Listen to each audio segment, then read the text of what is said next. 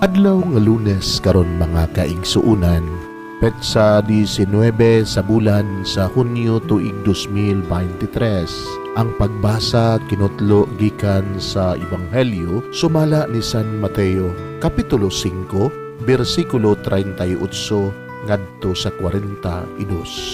Si Jesus miingon ngadto sa iyang mga tinun-an, nakadungog kamo sa giingon kaniadto, mata bayrag mata ug ngipon bayrag ngipon.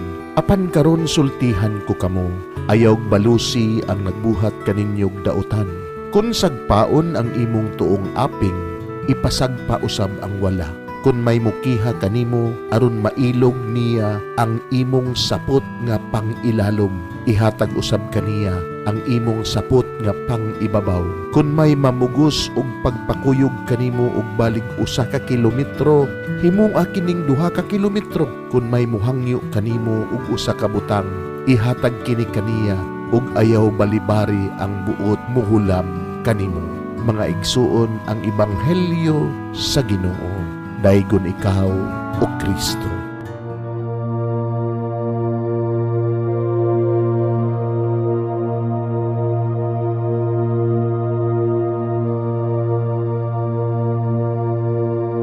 Pagampo sa dili pa magsugod sa trabaho.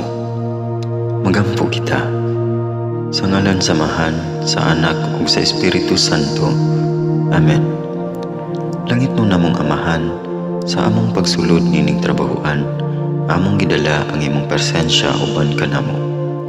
Among gipamulong ang imong kalinaw, imong grasya, imong kaluoy, ug ang imong perpektong hanay sa among mga trabaho.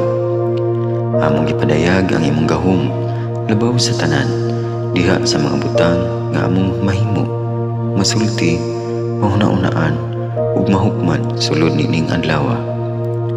Ginoo, nagapasalamat kami sa gasa sa kinabuhi, niining bagong adlaw, niining kahigayunan nga kami nakasulod sa trabaho ug mamahimong parte niining nga grupo. Salamat sa mga gasa nga imong gitugyan kanamo. Hamong gamiton kini diha sa pagimaya kanimo. Hatagi kami sa kusog ug kadasig sa pagbuhat sa among mga trabaho.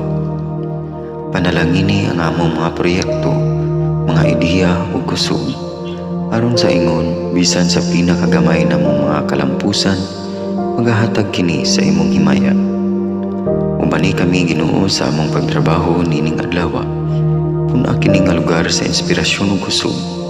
Tabangi kami nga magtrabaho isip usa ka grupo nga mapakita sa usag-usa ang kamaayo.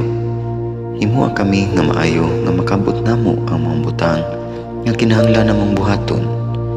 Himuha kini nga lugar nga puno sa kalipay ug panagihikalaay.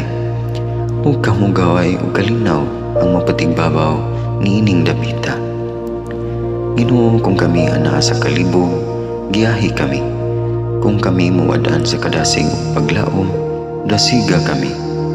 Himuha nga ang trabaho nga among gihimo ug ang paagi sa among paghimo niini makahatag unta kini og hugot nga pagtuo, kalipay ug pahiyom sa tanan nga among mahimamat karong adlaw. Panalangini ang among mga pamilya, among Pinoy-anan, among nasod.